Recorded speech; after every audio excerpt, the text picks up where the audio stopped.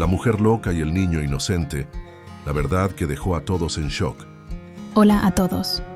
Disfruten de estos momentos de relajación mientras observan. El pueblo de El Cerezo se encuentra escondido entre las montañas de la Sierra de Grazalema, una región rural y pobre pero tranquila en el sur de España. Allí, la primavera está llena del aroma de la lavanda silvestre, el verano brilla con el sol sobre las colinas de oliva y el invierno es frío, con el viento que se cuela entre las rocas. Los habitantes viven de la viticultura, el pastoreo de cabras y las historias contadas de boca en boca, la mayoría sobre almas perdidas en el bosque o espíritus sin paz. En una noche de octubre de 1957, cuando los truenos retumbaban en el horizonte, nació una niña en una pequeña casa de tejado rojo en el borde del pueblo. La niña fue llamada Lucía Morales, un nombre que significa luz, pero la vida de ella estaría sumida en las sombras desde su primer día. El padre de Lucía, Benito Morales, era un hombre rudo y cruel. Cada vez que regresaba de la taberna, sacaba a su esposa e hijos para desahogar su ira con puños y maldiciones. La madre de Lucía, Sagrario, una mujer delgada y sumisa, nunca se defendía. Las noches en la casa siempre estaban llenas de golpes, llantos silenciosos y el fuerte olor a alcohol que se mezclaba con sangre y sudor. Lucía creció en esa atmósfera sofocante, con los ojos siempre vacíos, temerosos y callados. Hablaba poco, sonreía menos y se refugiaba en un rincón para evitar la mirada de su padre. Su único amigo era su hermana Dolores, 8 años mayor que ella, una joven hermosa como un campo de lavanda en verano, pero también llena de una tristeza inexplicable. Cuando Lucía tenía 11 años, Dolores murió.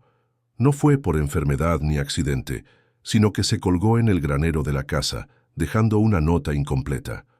«No puedo más. Perdón, mamá». La gente del pueblo susurraba que Dolores estaba embarazada de su propio padre, pero nadie se atrevía a hablar en voz alta. El día del entierro, Lucía se quedó junto a la tumba sin llorar, mordiendo su labio hasta sangrar, abrazando con fuerza la vieja muñeca de su hermana como si abrazara el terror. Después de la muerte de Dolores, Sagrario dejó de ser ella misma. Se volvió tan silenciosa que era aterrador, pasando horas junto a la ventana, mirando vacía hacia las montañas, y Lucía, a partir de entonces, comenzó a tener pesadillas. Soñaba con Dolores llamándola desde el pozo, oía gritos en la noche y sentía las manos frías de alguien apretándole el cuello mientras dormía. Pero con el tiempo, Lucía fue creciendo, de una manera silenciosa y extraña. Su belleza no era deslumbrante, pero tenía algo inolvidable, una fragilidad distante, como si perteneciera a otro mundo. Su cabello largo y negro, su piel blanca como la porcelana, y una mirada siempre como si escuchara algo invisible. A los 25 años, un carpintero del pueblo llamado Mateo Ramírez le pidió matrimonio. Mateo era tranquilo, callado, huérfano desde niño y vivía con su abuela. No amaba a Lucía, pero le atraía su calma y sus ojos tristes que siempre miraban hacia el bosque. Lucía, no sabiendo si por amor por escapar de la casa de su padre o simplemente por querer hacer algo normal, aceptó. La boda fue sencilla bajo el sol de mayo con pasteles, vino y flamenco hasta tarde. Todos en el pueblo asistieron, esperando que Lucía tuviera una nueva vida, un nuevo comienzo para compensar las viejas desgracias. Un año después, en primavera, Lucía tuvo un hijo, un niño sano con cabello rizado y los ojos brillantes de su madre. Mateo lo nombró Esteban, que significa corona, como un regalo del destino después de tanto sufrimiento. Sin embargo, solo unas semanas después de dar a luz, Lucía comenzó a cambiar. Se volvió extrañamente silenciosa, no comía, no dormía y pasaba horas mirando al bebé sin parpadear. Una vez, Mateo se despertó en medio de la noche y la vio susurrando al bebé recién nacido. «Ellos vienen, te han encontrado, pero mamá no dejará que te los lleven nunca». Ella se acurrucaba a menudo, temblando como si oyera voces invisibles. Una noche, Lucía se arrodilló junto a la cuna, llorando desconsoladamente y rogando a Dolores que no se llevara a Esteban. Mateo comenzó a preocuparse. La llevó al médico, pero en un pueblo apartado como El Cerezo, la psiquiatría era un lujo. El médico anciano del pueblo solo dijo, probablemente sea depresión posparto, pasará. Pero no pasó. Una noche de junio, cuando llovía a cántaros, Mateo despertó y encontró la cuna vacía. Lucía y el niño habían desaparecido. La puerta trasera estaba abierta y el sendero que sube a las montañas aún mostraba huellas de pies mojados.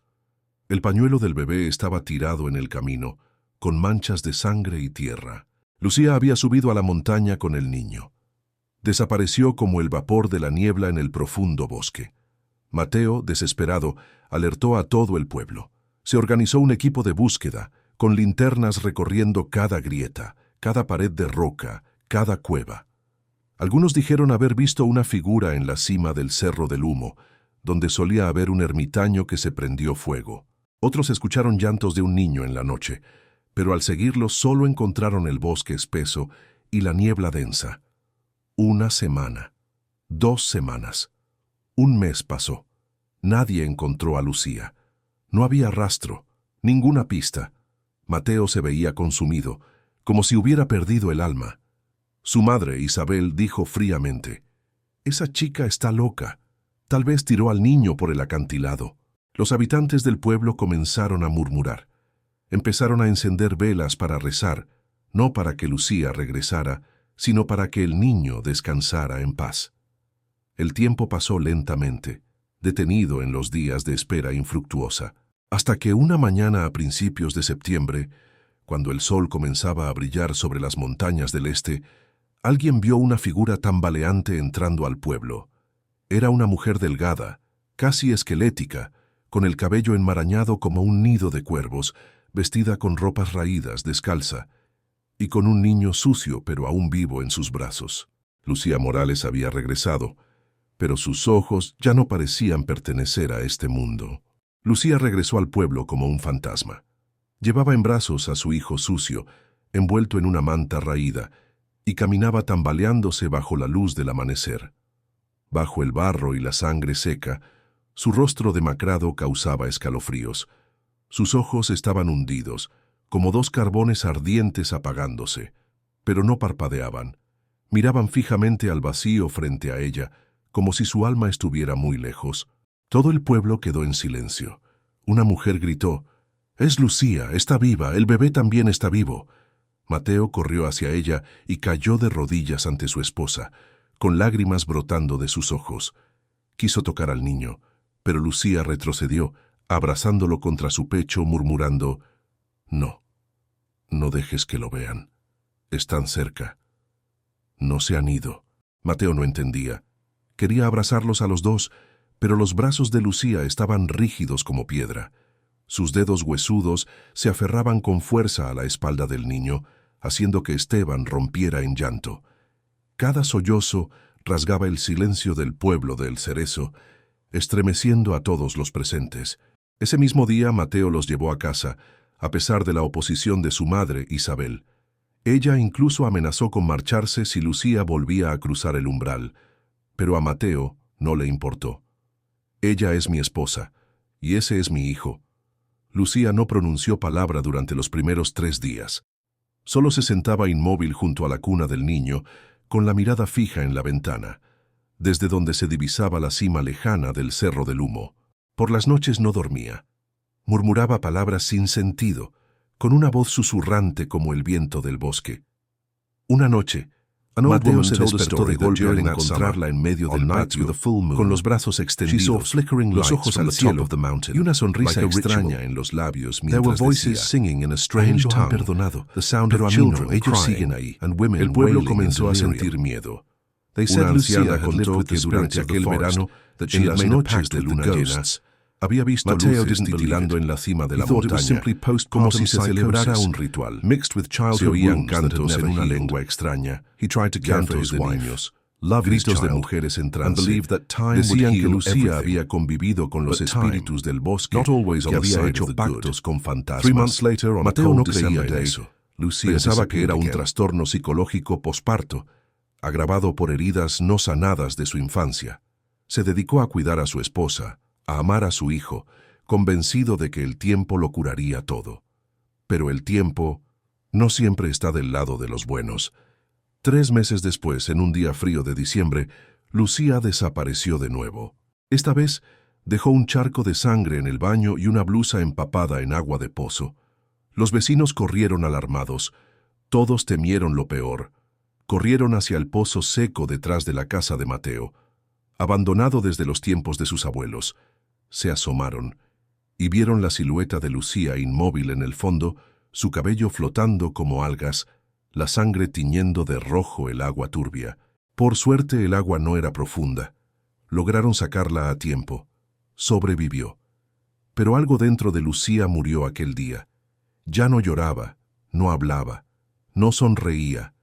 Solo miraba al niño con una expresión extraña, no exactamente de amor, ni de miedo, como si no estuviera segura de que era suyo, o si simplemente era un recuerdo fragmentado. Mateo estaba al borde del colapso. Pidió ayuda a médicos de la ciudad y llevó a Lucía a ser evaluada.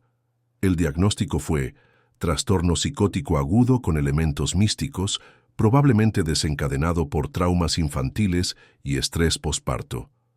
Le recomendaron ingresarla en un hospital psiquiátrico para tratamiento prolongado. Pero Mateo se negó. Tenía miedo de alejarse de ella, miedo de que la encerraran como a una loca, miedo de que eso rompiera lo poco que quedaba de su alma. Entonces, tomó una decisión inesperada. Se mudaron cerca de la cima de la montaña, donde Lucía había estado escondida. Construyó una pequeña cabaña de madera al borde del bosque, ni tan lejos del pueblo ni tan cerca.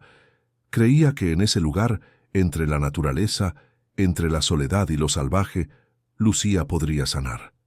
Que si había encontrado paz en la locura allí, quizás podrían recuperar algo de lo que ella fue. Ese invierno, la familia vivió entre el silencio y la penumbra, sin electricidad, sin vecinos, sin nadie que preguntara por ellos. Solo el viento entre las ramas desnudas, el ulular de los búhos y el llanto del bebé en las noches sin fin. Pero lo extraño fue que Lucía comenzó a sonreír de nuevo. No era la sonrisa de alguien curado, sino la de alguien que se había enfrentado a sus propios fantasmas y había sobrevivido. En 1985, 8 años después de que Lucía regresara de la montaña y 4 años después de la noche de lluvia fatal, cuando Esteban escapó de la guadaña de la muerte gracias a un remedio de bosque de su madre. La casa de madera de antaño ahora había sido ampliada por Mateo para convertirse en una casa sólida, con techo de tejas rojas, un jardín de hortalizas en el frente y una fila de enredaderas moradas que rodeaban el porche. Esteban creció sano, inteligente y obediente, con los ojos negros y profundos como los de su madre. Pero en esa mirada, Mateo aún percibía algo silencioso. Su hijo llevaba consigo una extraña serenidad, como si hubiera sido testigo de algo que el mundo entero no había conocido. Lucía estaba más callada que antes, pero seguía siendo una con la naturaleza. Ya no entraba al bosque cada noche, pero siempre colocaba un tazón de agua frente a la puerta, como un ritual silencioso. Ella decía, para que las almas perdidas sepan que aquí aún hay luz. Mateo no preguntaba mucho. Él entendía que esa mujer había vivido el terremoto de su alma y regresó no con las manos vacías, sino con una llave que abría la puerta entre los vivos y los muertos. Pero la oscuridad seguía presente. Ese invierno, cuando los abetos estaban cubiertos de nieve blanca, Lucía comenzó a oír nuevamente la llamada en el viento. No era la voz de una persona, sino el llanto de un niño que provenía del fondo de la tierra. La primera vez, ella pensó que era una ilusión. La segunda vez no pudo dormir. En la tercera vez se levantó en medio de la noche, salió al borde del bosque, rasguñó la tierra con las manos desnudas y desenterró una pequeña camiseta de bebé, ya podrida. Lucía no le dijo nada a Mateo. Pero esa noche se quedó al lado de Esteban por mucho tiempo, acariciándole el cabello, susurrando en el antiguo idioma vasco. Si tú no vivieras, me volvería loca otra vez. Esteban dormía profundamente, pero las lágrimas de Lucía empaparon la almohada. Una semana después, Una extraña anciana llegó a la puerta. Su nombre era Isidora. Venía del viejo convento que estaba a 2 colinas de allí, donde se cuidaban a las madres solteras. Dijo que había sido enfermera. Los ojos de Isidora estaban nublados, su voz áspera como piedras que chocan. Te conocí antes. No solo tienes un hijo. Lucía sintió un escalofrío en la espalda. Isidora le entregó una vieja caja de hojalata. Dentro había un certificado de nacimiento, un pequeño mechón de cabello y una fotografía en blanco y negro. Un bebé recién nacido, envuelto en una manta blanca, sin nombre. Cuando subiste a la montaña, llevabas 2 hijos. Uno murió de frío. Lo olvidaste porque tu mente se rompió en ese entonces, pero no lo mataste. Murió en tus brazos. Lucía se desplomó, la llamada en el viento, el llanto de un niño. El dolor que había persistido todos esos años no era solo locura, sino una herida sin nombre, enterrada profundamente por el mecanismo de autodefensa de su mente. Esa noche, Lucía cavó una pequeña tumba detrás de la casa. Nadie le obligó a hacer eso, pero ella lo deseaba. Mateo no la detuvo, solo la tomó de la mano en silencio. Esteban también se quedó junto a su madre y colocó una rama de flor morada en la tierra. «Su nombre es Alma», dijo Lucía con voz temblorosa, «el alma de la madre». Y entonces, por primera vez en casi 10 años, Lucía cantó. Una canción de cuna de Galicia, suave como el rocío de la mañana, dolorosa como la ceniza fría, pero también una disculpa, una canción de despedida para el alma olvidada. Después de la noche en que enterró a Alma, Lucía cambió.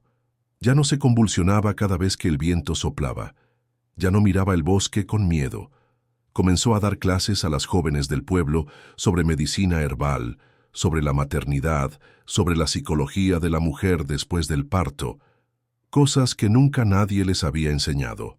Y en el resplandor de la primera luz de primavera del año siguiente, Mateo vio a su esposa de pie en el jardín de flores, sonriendo suavemente como una santa. Lucía, la mujer loca, ahora era un símbolo vivo de esperanza y renacimiento. Y en esos campos cubiertos de niebla, los niños del pueblo a menudo susurraban entre ellos una frase: «Si te pierdes, llama el nombre de Lucía», porque ella alguna vez se perdió en su propio dolor y encontró el camino de vuelta. La hija que había muerto congelada en los brazos de su madre en las montañas, aquella Lucía parecía haber vuelto a vivir.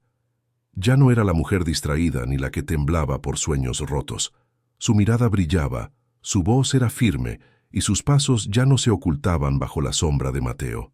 Comenzó a atender a las mujeres del pueblo, aquellas que siempre habían sufrido en silencio después del parto, con depresión, abortos espontáneos, maltrato, sin que nadie las defendiera.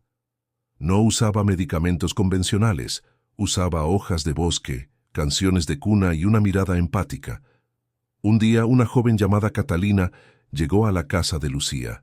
Temblaba, abrazándose el vientre, y confesó que estaba embarazada de su padrastro. Lucía no dijo nada por un largo rato. Luego la abrazó sin hacer preguntas. Ella entendió.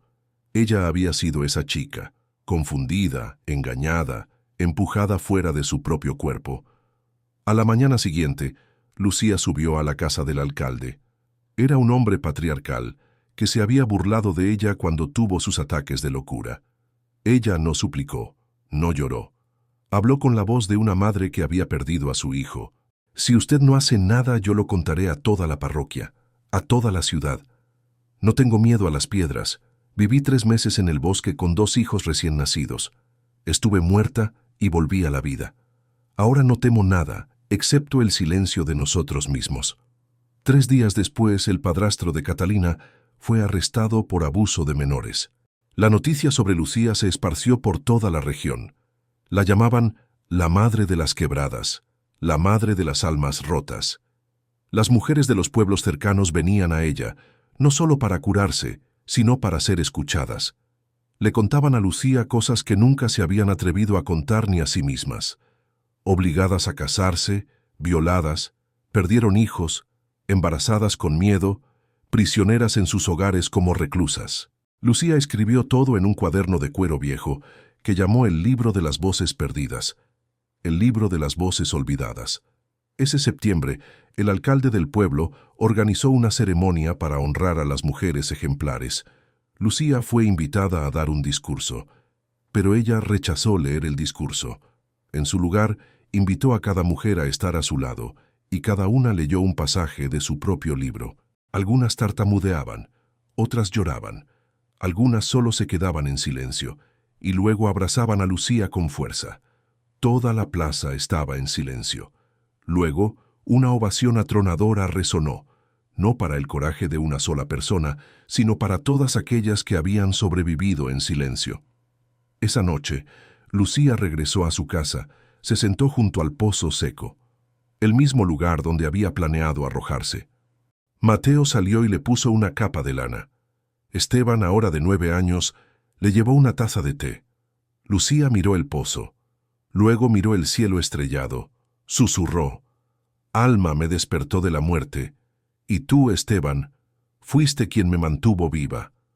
El niño levantó la vista, la miró con ojos llenos de orgullo, y luego preguntó en voz baja: «Mamá, ¿puedo seguir escribiendo tu libro?».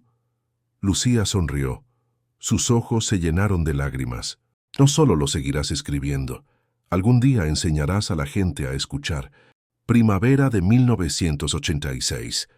Una joven periodista de Madrid llamada Sofía Álvarez escuchó hablar de la madre de las quebradas, una mujer que había perdido la razón y que ahora salvaba vidas de mujeres. Al principio Sofía no lo creyó.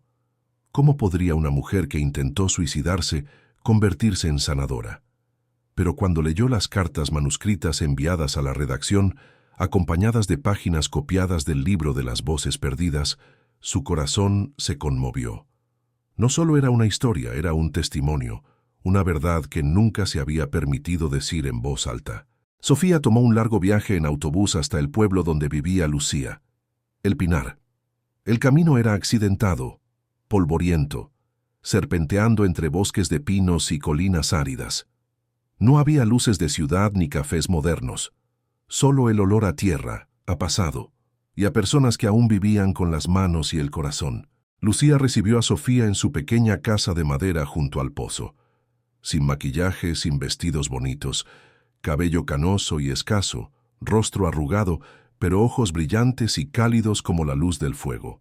Sofía preguntó: «¿Por qué guardó todas esas historias y nunca las contó antes?». Lucía respondió con voz suave como el viento: «Porque nadie cree a una loca. Hasta que ya no necesito que me crean, entonces comienzan a escuchar». Sofía se quedó sin palabras.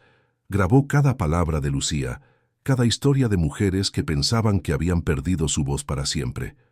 Pero lo que hizo llorar a Sofía no fueron las tragedias, sino la forma en que sobrevivieron, cómo se levantaron, amaron de nuevo, parieron, plantaron flores, cantaron canciones de cuna, como si el sufrimiento también fuera una semilla. Cuando el reportaje «La mujer que guardó las voces» se publicó en la revista más importante de Madrid, toda España quedó conmocionada. El periódico se agotó en una noche. Decenas de periodistas llegaron a El Pinar. Organizaciones de mujeres pidieron ver a Lucía. Un director propuso hacer un documental. Un político sugirió otorgarle una medalla de honor. Lucía solo sonrió. «Si me dan una placa, la usaré para cubrir la lluvia de las chicas que aún están llorando».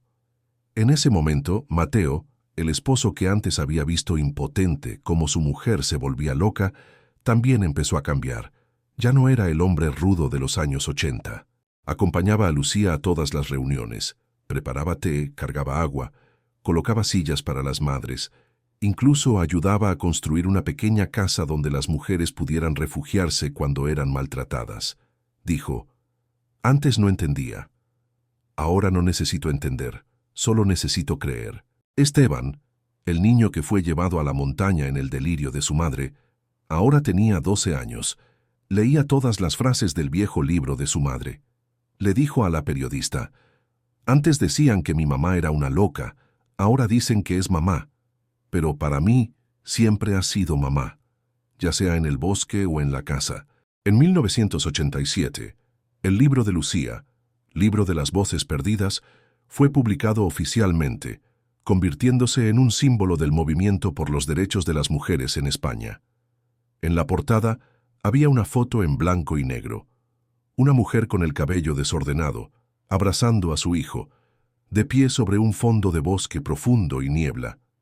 No se veía claramente su rostro, pero la luz de la foto hacía que uno se estremeciera, como si se viera tanto el dolor como la fe renacida al mismo tiempo. Esa noche, Lucía estaba sentada sola en el porche de su casa.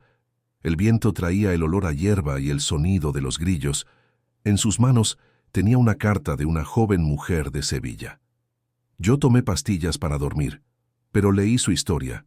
Sigo viviendo, porque creo que un día también podré abrazar a alguien y decir, te entiendo, yo sobreviví de esa manera. Lucía sonrió, sin lágrimas. Solo sus manos delgadas apretaron suavemente la carta, como si abrazara a esa joven desconocida a través de cientos de millas.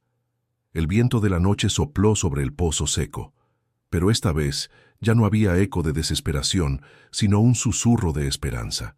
En el verano de 1988, tras la publicación y el impacto del libro de las voces perdidas, Lucía emprendió un viaje que nadie esperaba.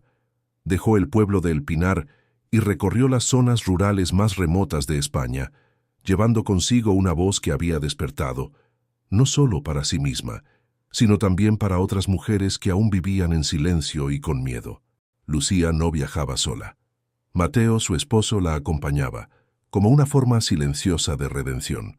Esteban, que ya tenía 13 años, también iba con ellos, llevando los libros que su madre había escrito, las historias que ella contaba. Llegaron a un pequeño pueblo llamado Almendra, donde 3 mujeres habían sido expulsadas de sus casas tras denunciar a sus esposos por violencia. Lucía no habló con las autoridades, ni encabezó manifestaciones. Las buscó, se sentó con ellas en una habitación húmeda y con olor a moho, las escuchó, lloró con ellas, y luego rió con ellas cuando se cortaron el cabello y comenzaron a aprender costura. Lucía no era una activista, no salía en televisión ni levantaba pancartas, pero en cada lugar por el que pasaba, una llama se encendía. En Villanueva de la Vera, fue invitada a hablar en una escuela secundaria. Al subir al estrado miró los rostros de cientos de estudiantes, chicos y chicas, y preguntó, ¿creéis que alguien que una vez saltó a un pozo por desesperación puede después escribir libros y ayudar a otros a seguir viviendo? Todo el auditorio guardó silencio. Una niña levantó la mano. Yo creo que sí, si esa persona no murió en la caída. Lucía sonrió. No, ella murió. Esa persona, la Lucía de 1983, murió, pero volvió a nacer del propio dolor, y nació de nuevo no para odiar, sino para comprender. Poco a poco, las organizaciones comenzaron a conocer su nombre. Algunas quisieron llevarla al extranjero, invitarla como conferencista, pero ella se negó. No quiero ser una voz en lo alto de un podio, quiero ser la sombra fresca al borde del camino, donde cualquiera que esté cansado pueda sentarse. En algunos pueblos lejanos, los habitantes colgaban su foto junto a la de la Virgen María. Decían que ella no hacía milagros, pero hacía que la gente realizara milagros por sí misma. Esteban, su hijo, empezó a registrar cada viaje, cada historia que contaba su madre, cada persona que conocían. No era solo un testigo, sino el guardián del legado de su madre. Una tarde al final del año, mientras la familia descansaba en una región montañosa de Andalucía, Lucía miró el cielo estrellado y le dijo a su hijo, «¿Sabes, hijo? Hubo un tiempo en que creí que no merecía vivir. Pensaba que solo los sanos, los hermosos, los normales merecían quedarse en este mundo». Esteban tomó la mano de su madre. «¿Y ahora, mamá?» Lucía sonrió. «Ahora creo que son precisamente las grietas las que dejan entrar la luz». Granada, invierno de 1991. Era una noche sin luna, fría y silenciosa hasta estremecer. El viento silbaba entre las rendijas de la puerta de madera de la pequeña casa en las afueras del Albaicín, la casa que Lucía y Mateo acababan de alquilar para descansar tras 3 años de deambular. Esteban estaba sentado junto a la puerta, escribiendo en su cuaderno. mientras Lucía permanecía en la habitación, mirando fijamente un viejo espejo. El espejo no estaba roto, pero el rostro reflejado, su rostro, se quebraba en 1000 pedazos dentro de su mente. Nadie lo sabía, ni Mateo ni Esteban. Ningún médico pudo prever que, tras casi una década de resistencia, Lucía volvería a derrumbarse. Aquella noche no durmió, y a la mañana siguiente, cuando Mateo despertó, Lucía ya no estaba. Una vez más, se había marchado con su viejo cuaderno, dejando una nota sobre la mesa. «Estoy cansada. Quizás ha llegado el momento de que la voz descanse». Esteban rompió a llorar. Pero esta vez era diferente. Esteban ya no era el bebé al que su madre había llevado a la montaña. Era un joven de 16 años que entendía que, tarde o temprano, incluso los más fuertes necesitan ser salvados. La familia avisó a la policía, pero Esteban no se quedó de brazos cruzados. Llevó consigo un mapa, el gorro de lana que su madre le había tejido y el libro que ella había escrito, siguiendo las huellas de los lugares que ella solía mencionar. 2 días de búsqueda, sin rastro. En el tercer día, se detuvo frente a una pequeña iglesia escondida en el corazón del Valle de Sacromonte, un antiguo monasterio abandonado. Dentro, a la luz tenue de unas velas, Lucía estaba sentada sola en un banco de madera, con los ojos hundidos, el cabello enmarañado, los labios secos y agrietados. Esteban no dijo nada. Se sentó junto a su madre, tal como ella había hecho años atrás con aquellas mujeres. Tras un largo silencio, Lucía murmuró: «¿No te da miedo estar conmigo?». Él tomó su mano y la puso sobre su pecho. «No tengo miedo, porque tú me enseñaste a estar junto a quien tiene miedo». Lucía rompió en llanto. No el llanto desgarrador de otros tiempos, sino lágrimas de alivio, de liberación, de perdón. En los brazos de su hijo, por primera vez en su vida, se permitió ser frágil, sin vergüenza. Desde entonces Lucía no volvió a vagar. Eligió una vida tranquila y abrió una pequeña sala, la sala del silencio, como se cuenta al final. Ya no intentó ser un ejemplo, no necesitaba cargar con el peso de sanar a todos, porque comprendió que la verdadera fortaleza consiste en atreverse a mostrar las propias heridas. Año 2004. Lucía cumplió 47 años. Su cabello ya estaba más que entrecano, pero su mirada seguía siendo cálida, esa luz que hacía que quienes la miraran se sintieran vistos, escuchados y reconocidos. La pequeña sala llamada la Sala del Silencio, en el pueblo de El Pinar, se había convertido en un destino silencioso, pero del que se hablaba en toda la región. Sin letrero, sin publicidad. Pero cada semana, alguien llamaba a la puerta, solo para sentarse, en silencio, y ser uno mismo. Nadie tenía que decir su nombre. Nadie era interrogado sobre su pasado.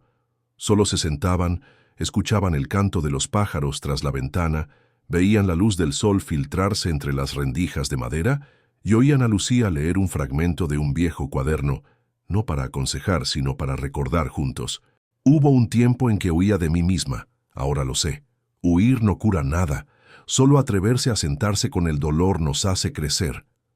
Esteban es ahora un joven escritor, autor de varias novelas inspiradas en su madre, pero en el fondo guarda una decisión firme: no escribir jamás una biografía de Lucía. Él dice: «Mi madre no necesita un monumento. Mi madre necesita que otros vivan por ella, en silencio, con bondad y valentía». Lucía observaba en silencio a su hijo desde lejos. No intervenía, solo sonreía al ver a otros continuar con la luz, sin saber siquiera de dónde venía. A finales del otoño de 2008, Lucía empezó a debilitarse. No sufría ninguna enfermedad concreta, solo se cansaba con facilidad, olvidaba cosas y a veces pasaba horas mirando el viejo bosque, donde una vez abrazó a Esteban en medio de su locura. Mateo, el hombre que en su día la había abandonado, era ahora quien le peinaba el cabello en silencio cada mañana. Una tarde lluviosa, Lucía le dijo: «Creo que cuando muera nadie me recordará». Mateo le tomó la mano, tembloroso. «Pero no necesitas que te recuerden, Lucía, porque has quedado en la forma en que la gente vive». Y así fue. Lucía falleció una noche de invierno, cuando la nieve acababa de cubrir los tejados de El Pinar. Sin trompetas, sin un funeral ruidoso. Solo unas pocas personas que alguna vez pasaron por la sala del silencio regresaron, trayendo consigo papeles arrugados, susurros y heridas alguna vez aliviadas. En su tumba no hay fecha de nacimiento ni de muerte, solo una línea grabada. Aquí descansa alguien que supo escuchar. Gracias por escuchar nuestra historia, relatos inspiradores y llenos de fortaleza que nos transmiten fuerzas para seguir adelante. Que Dios los bendiga.